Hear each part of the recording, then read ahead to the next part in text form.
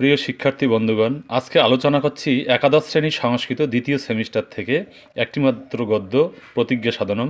তোমরা দেখতেই পাচ্ছ যে এই যে টেক্সট বুক, এই টেক্সট বুক থেকে তোমাদের যে প্রতিজ্ঞা সাধনম গদ্যটি আছে, সেই প্রতিজ্ঞা সাধনম গদ্যের যে অনুশীলনী, এই যে অনুশীলনী তোমরা দেখতে পাচ্ছ, এই অনুশীলনী আজকে আমি তোমাদের সলভ করে দিচ্ছি। তোমরা ভালো করে দেখে নাও। দেখো, অনুশীলনীর প্রশ্নোত্তর প্রতিজ্ঞা সাধনম গদ্য থেকে প্রথমে কি দেওয়া আছে, অর্থ লেখো। দেখো, সিন্দুর দ্রব স্নাতানাম এর অর্থ হলো সিঁদুর গোলা জলে স্নানকারীদের। তারপরে লেখা আছে কি, বরুণ দিক এর অর্থ হলো পশ্চিম দিক। তারপর কঞ্চু কেন অর্থ হলো বর্ম দিয়ে। তারপর অরুণ বাড়ি বাহানাম অর্থ হলো রক্তবর্ণ মেঘগুলির। এরপর কলবিঙ্কাহা অর্থাৎ চড়ুই পাখিগুলি। তারপর নিরেশু অর্থাৎ বাসায়। তারপর কমনীয় কপলপালি অর্থ হলো মনোহর গণ্ডস্থল। তারপর তোরণ দুর্গম তোরণ দুর্গের দিকে। ঝঞ্ঝাবাতাহ মানে ঝড়। তারপর কবলীকৃতম মানে গ্রাস করে নিল। এরপর দেখো, বলা আছে সংস্কৃত প্রতিশব্দ লেখো। কি দেওয়া আছে, সায়ম এর প্রতিশব্দ হলো সন্ধ্যাকালে। তারপরে কি আছে, ভাস্করহ এর প্রতিশব্দ সূর্য। প্রতিবর্তন্তে এর প্রতিশব্দ হলো প্রত্যাগচ্ছন্তি। তারপর অকস্মাৎ প্রতিশব্দ সহসা। তারপর পর্বতঃ এর প্রতিশব্দ শৈলঃ।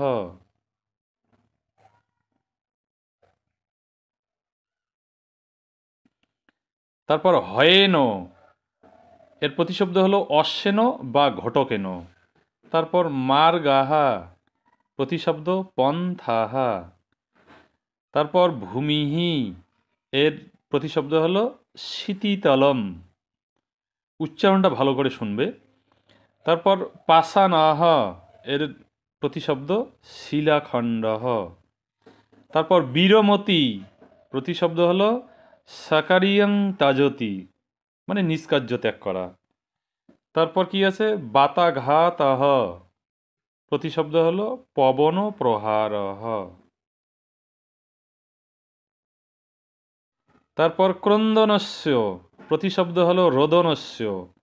তারপর গগনতলম প্রতিশব্দ হলো আকাশতলম। তারপর দেহম প্রতিশব্দ শরীরম। এরপর দেখো, সংস্কৃত বিপরীতার্থক শব্দ লেখো। কি দেওয়া আছে, সেবক এর বিপরীত শব্দ হলো প্রভু। তারপর প্রয়াতি এর বিপরীত শব্দ হলো আয়াতি। প্রয়াতি মানে যাওয়া, আয়াতি মানে আসা। তারপর অস্তম এর বিপরীত হলো উদয়ম, এটা খুবই সহজ। প্রবিষ্ট এর মানে প্রবেশ করা। তারপর কি আছে, বিপরীত শব্দ বহিরাগত, বেরিয়ে আসা। তারপর ইউবা এর বিপরীত হলো বৃদ্ধ। তারপর কি আছে, দৃঢ় আর বিপরীত হলো ভঙ্গুরহ। সময় বিপরীত অসময়। তারপর দেখো, প্রাপ্তঃ বিপরীত অপ্রাপ্তঃ। ভীতঃ বিপরীত হলো সাহসী। তারপর বীরহ বিপরীত হলো ভীরু। চপলা বিপরীত হলো স্থিরা। তারপর পরিশ্রমী বিপরীত হলো অলসহ।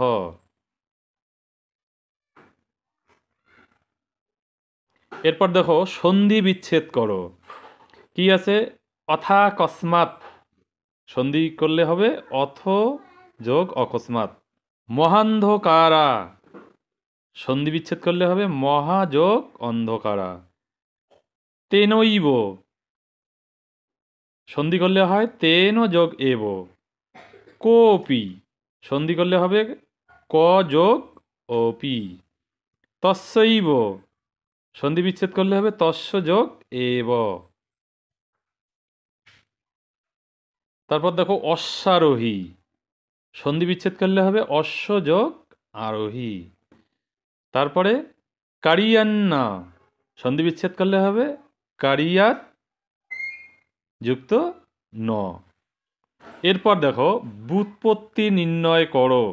ব্যুৎপত্তি কিভাবে নির্ণয় করবে? দেখো দেওয়া আছে অস্তি, অজ ধাতু যোগ লট তি।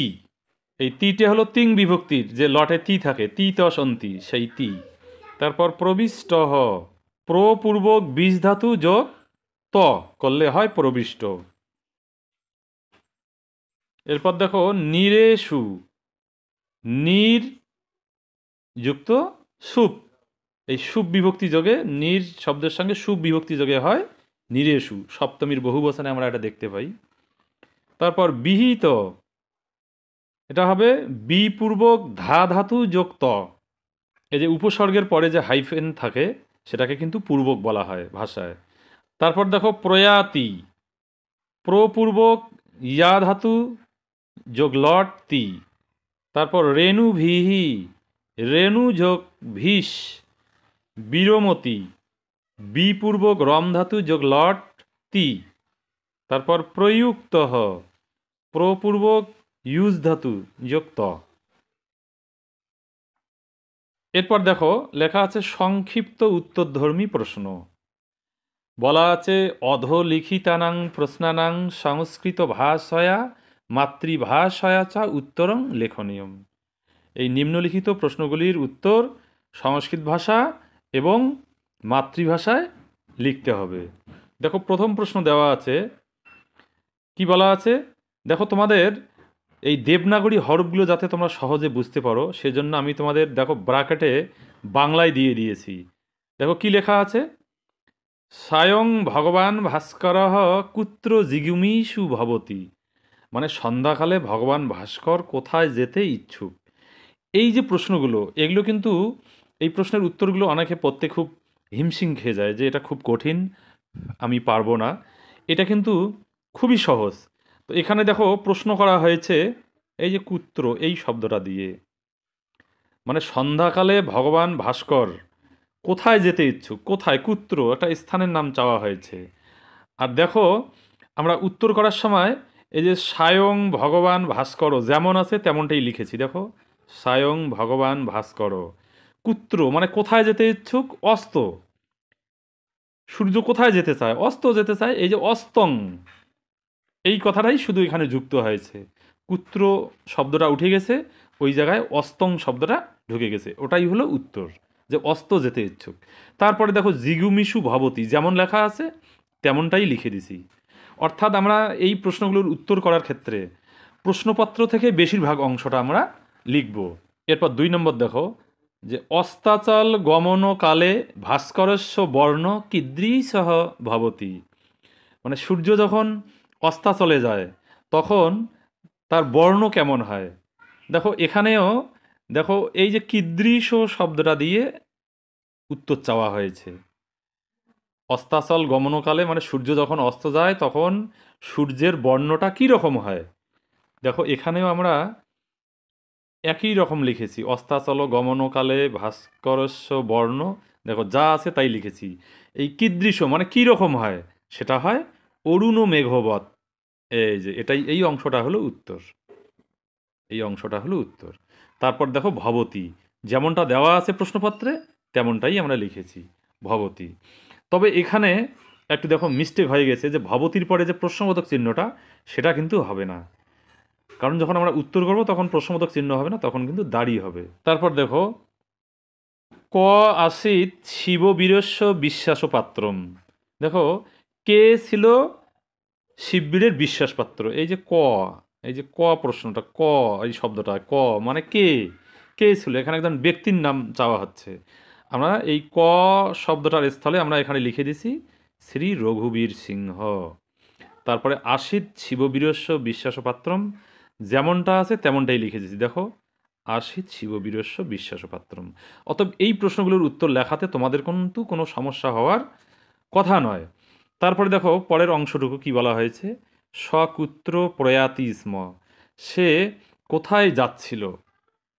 হ্যাঁ, তো আমরা এখানে লিখে দিচ্ছি যে সিংহদুর্গা তোরণ দুর্গং প্রয়াতি স্ম, মানে সিংহদুর্গ থেকে তোরণ দুর্গে যাচ্ছিলেন। 4 নম্বর প্রশ্ন দেখো, কদা কে চ নিরেষু প্রতি নিবর্তন্তে। এখানে কিন্তু চাওয়া হয়েছে কদা মানে কখন, একটা সময় চাওয়া হয়েছে, আবার কে মানে কারা, কখন কারা বাসায় ফিরে আসে। দেখো একই লেখা আছে, কদা কে চ নিরেষু প্রতি নিবর্তন্তে। সংস্কৃত অসুবিধা হলে তোমরা বাংলা দেখেই পড়বে। তো এখানে কদা চাওয়া হয়েছে কখন পাখিরা বাসায় ফেরে, এই দেখো লেখা আছে সায়ম। আর কে মানে কারা ফেরে, কলবিং কাহা মানে চড়ুই পাখিরা। তারপরে দেখো নিরেষু প্রতি নিবর্তান্তে, যেমনটা লেখা আছে তেমনটাই লিখে দিছি। এরপর দেখো 5 নম্বর প্রশ্ন কি লেখা আছে, প্রতীক্ষণমধিকাধিকাং শ্যামতাং কানি কলয়ন্তী। যে প্রতিক্ষণ কোনগুলি মানে অন্ধকার থেকে আরও অন্ধকার হয়ে যায়, শ্যামতাং মানে অন্ধকার হওয়া, কোনগুলো হয় দেখো, কানি এখানে বলা হয়েছে কানি, কোনগুলো অন্ধকার হয়ে যায় ক্ষণে ক্ষণে। আমরা কিন্তু পাঠ্যাংশে দেখতে পাই কি বনানি, আমরা দেখো এই যে উত্তরটা এখানে দিয়ে দিয়েছি বনানি। আর সামনে পিছনে দেখো একই প্রশ্নপত্রে যা লেখা আছে তাই লেখা আছে, প্রতীক্ষণমধিকাধিকাং শ্যামতাং, এই যে বনানি বসায় দিছি, আর কলয়ন্তী প্রশ্নপত্রেই লেখা আছে। অতএব তোমরা ভালো করে বুঝে দেখো যে এই প্রশ্নগুলোর উত্তর দেওয়ার ক্ষেত্রে আমাদের কিন্তু বেশি বেগ পেতে হচ্ছে না, শুধু একটা করে শব্দ বসিয়ে দিলেই হয়ে যাচ্ছে। এরপর দেখো 6 নম্বর কি লেখা আছে, শিববীর বিশ্বাস পাত্রস্য উষ্ণীসং কীদৃশ মাসিত। মানে শিববীরের বিশ্বাস পাত্রের উষ্ণীষ অর্থাৎ পাগড়িটি কীদৃশ বলা আছে, কীদৃশ মাসিত। দেখো একইভাবে উত্তর দেওয়া আছে, শিববীর বিশ্বাস পাত্রস্য উষ্ণীসং, এই পর্যন্ত ঠিক আছে। বলছে কীদৃশ মাসিত কীরকম ছিল, হরিতবর্ণ মাসিত, হরিতবর্ণ ছিল। নেক্সট 7 নম্বর, মেঘমালা কথং শোভতে। মেঘমালা কিভাবে শোভা পায়, কি লেখা আছে উত্তর, মেঘমালা সিন্দুর দ্রব স্নাতা ইব শোভতে। তারপর 8 নম্বর দেখো, প্রতিজ্ঞা সাধনম গ্রন্থস্য মূলম কিম। উত্তর কি হবে, প্রতিজ্ঞা সাধনম গ্রন্থস্য মূলম ভবতি শিবরাজ বিজয়ম, এটা আমরা জানি। তারপরের অংশটুকু দেখো, তস্য গ্রন্থস্য ক প্রণেতা, অর্থাৎ লেখককে। উত্তর দেখো, তস্য গ্রন্থস্য প্রণেতা শ্রী অম্বিকা দত্ত ব্যাস। এরপর দেখো 9 নম্বর, কতি বর্ষ দেশীয় ইউবা কেন উপায়েন পর্বতশ্রেণীম আরোহতি স্ম। মানে কত বর্ষ দেশীয় যুবক কি উপায়ে পর্বতশ্রেণীতে আরোহণ করেছিলেন। দেখো 1600 বর্ষীয় রঘুবীর সিংহের বয়স 16 বছর ছিল, সেটা এখানে বলা হয়েছে যে 1600 বর্ষ দেশীয় ইউবা অশ্বেন, বলছে কেন উপায়েন, এই কথাটা উঠে যাবে, কি উপায়ে পর্বতশ্রেণীতে আরোহণ করেছিল। এই যে বলা আছে অশ্বেন পর্বত শ্রেণী আরোহতি স্ম, যেমনটা আছে তেমনটাই দেওয়া হলো। তারপর লাস্ট 10 নম্বর কোশ্চেন, শিববীর বিশ্বাস পাত্রস্য কা প্রতিজ্ঞা আসিত। শিববীরের বিশ্বাস পাত্রের কি প্রতিজ্ঞা ছিল। দেখো শিববীর বিশ্বাস পাত্রস্য প্রতিজ্ঞা আসিত হাইফেন দিয়ে কারিয়ং বা সাদায়েয়ম দেহং বা পাতয়েয়ম, হয় কার্য সাধন হবে নতুবা দেহের বিনাশ হবে। এটাই কিন্তু সেই শিববীরের বিশ্বাসপাত্রের এটাই প্রতিজ্ঞা ছিল। তো যা হোক বন্ধুরা, আজকে তোমাদের পাঠ্যাংশের এ পর্যন্ত উত্তর করে দিলাম, আরও পরবর্তী অংশ পরের পাঠে দেওয়া হবে। তোমাদের আজকের ভিডিও কেমন লাগলো, ভালো লাগলে অবশ্যই কমেন্ট করে জানাবে, আর তোমাদের কি কি প্রয়োজন সেটাও আমাকে জানাবে। ধন্যবাদ।